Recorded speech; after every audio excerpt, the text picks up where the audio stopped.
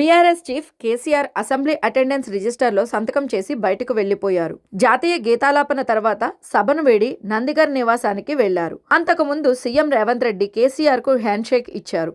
ఆరోగ్య పరిస్థితిపై సీఎం ఆరా తీశారు. పలువురు మంత్రులు, ఎమ్మెల్యేలు కూడా కేసీఆర్ ను కలిశారు. మిగతా ఇండస్ట్రీల నుంచి కన్నడ సినిమాలకు పెద్దగా సపోర్ట్ దక్కట్లేదని హీరో కిచ్చా సుదీప్ ఆవేదన వ్యక్తం చేశారు. నేను, శివరాజ్ కుమార్, ఉపేంద్ర పలు భాషల్లో అతిథి పాత్రలు చేశాం. నేను కొన్నిసార్లు డబ్బులే తీసుకోలేదు. కానీ ఆయా భాష నటులు కన్నడ చిత్రాల్లో యాక్ట్ చేసేందుకు ఆసక్తి చూపటం లేదు. నేను వ్యక్తిగతంగా కొందరు యాక్టర్స్ను అడిగినా నటించలేదు అని మార్క్ సినిమా ప్రమోషన్స్లో ఆయన వాపోయారు. తనను ట్రోల్స్ చేసిన వాళ్ళకి అనసూయ ఆధారాలతో కౌంటర్ ఇచ్చారు. నా మొగుడు తప్ప మిగిలిన వాళ్ళు నాకు అన్నలు, తమ్ముళ్లే. ఒకవేళ నేను నగ్నంగా ఉన్నా మీకేం కాకూడదు కదా అని తాను చేసిన వ్యాఖ్యలను కొందరు ట్రోల్ చేయడం పైన ఘాటుగా స్పందించారు. అసలు ఏం జరిగింది, ఆ కమెంట్స్ ఎందుకు చేశారు అనేది వివరిస్తూ ఫుల్ వీడియోను ఎక్స్లో షేర్ చేశారు. వీళ్ళని ఎవరికైనా చూపించండిరా, అలా వదిలేయకండిరా అని వారిపై సెటర్లు వేశారు. శివాజీ వ్యాఖ్యలతో హీరోయిన్ల డ్రెస్సింగ్పై చర్చ జరుగుతున్న వేళ ఆర్జీవి మరోసారి ఈ విషయంపై స్పందించారు. రాజాసాబ్ ప్రీ రిలీజ్ ఈవెంట్లో హీరోయిన్స్ నిధి, మాలవిక, రిద్ధి వేసుకున్న డ్రెస్సులను ఉద్దేశించి కమెంట్స్ చేశారు. Prabhas heroines Shivaji and co అరుపులు పట్టించుకోకుండా వారికి నచ్చిన దుస్తులను ధరించారు.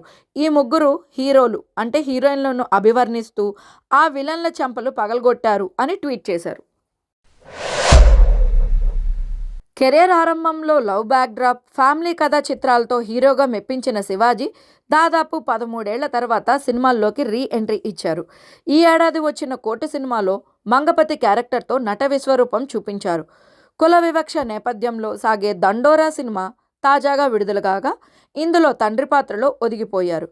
కోర్టు, కూతురు చనిపోయే సీన్లలో శివాజీ నటన అద్భుతమని విమర్శకులు ప్రశంసిస్తున్నారు.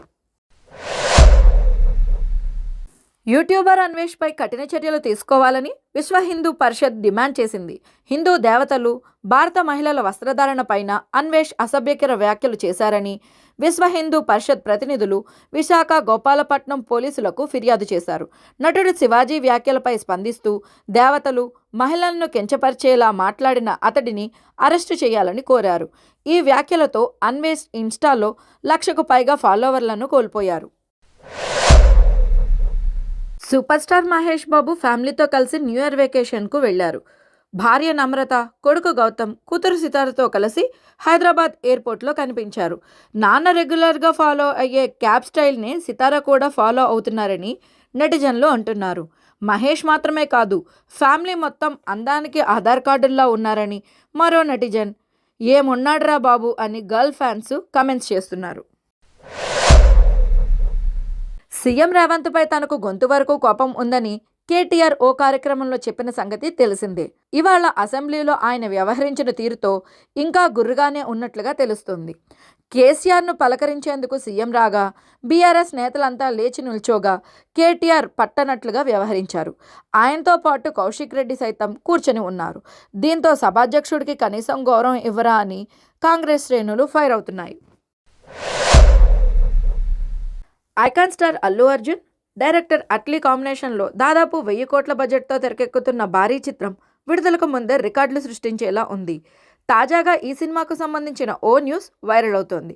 ప్రముఖ ఓటీటీ సంస్థ నెట్ఫ్లిక్స్ ఈ సినిమా అన్ని భాషల డిజిటల్ రైట్లను 600 కోట్లకు దక్కించుకునేందుకు చర్చలు జరుపుతోందని టాక్. డీల్ ఫిక్స్ అయితే భారతీయ చిత్రాల్లో ఇదే అత్యధికం కానుంది.